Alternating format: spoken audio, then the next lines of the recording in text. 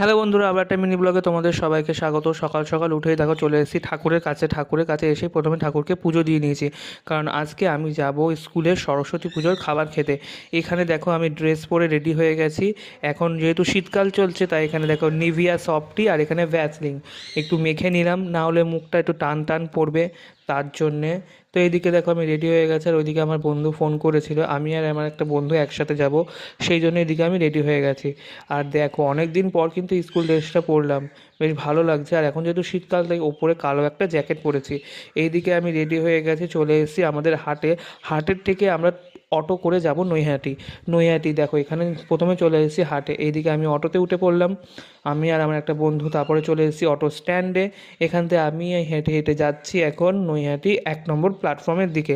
তোমরা কি গেস করতে পারছো আমাদের স্কুল ঠিক কোনটা? এই দেখো চলে এসেছি স্কুলে। আর এই একটা বন্ধু পরিবেশন করছিল, পরিবেশন করতে করতে একটু ইয়ার্কি করছিল আমার সঙ্গে। তারপরে কিছুক্ষণ পর আমরাও বসে পড়েছি, আমি, আমার বন্ধু, আরও স্কুলের নতুন নতুন বন্ধুরা ছিল সেইগুলো সবাই কিন্তু বসে পড়েছি। আজকে কিন্তু আমাদের সরস্বতী পুজোর খাবার খাওয়াচ্ছে। তো কী কী খাবার খাইয়েছে?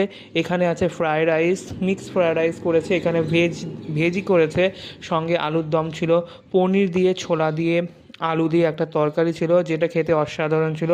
লাস্টে চাটনি, পাঁপড়, মিষ্টি আর সাথে ছিল বোঁদে। এই দিয়ে সরস্বতী পুজোর খাবারটা শেষ করলাম এবছরের মতন। তারপরে চলে এসেছি সাবওয়েতে এসে হাঁটতে হাঁটতে যাচ্ছি আমরা এখন অটো স্ট্যান্ডের দিকে। অটো স্ট্যান্ডে চলে আসলাম, এবার অটো ধরে সোজা চলে যাব বাড়িতে।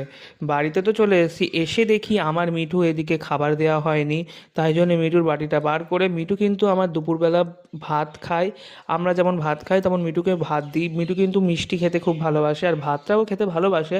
আমি কিন্তু ওকে সব রকম জিনিস খাওয়া শিখিয়েছি, যেমন মাছ, মাংস, ডিম, সমস্ত কিছু কিন্তু খেতে পারে আর খুব ভালো খায়। তো দেখো এখানে আমি বাটিটা তুলে দিচ্ছিলাম আর ও আমাকে ডাকছিল। তো মিনি ব্লগটা ভালো লাগলে অবশ্যই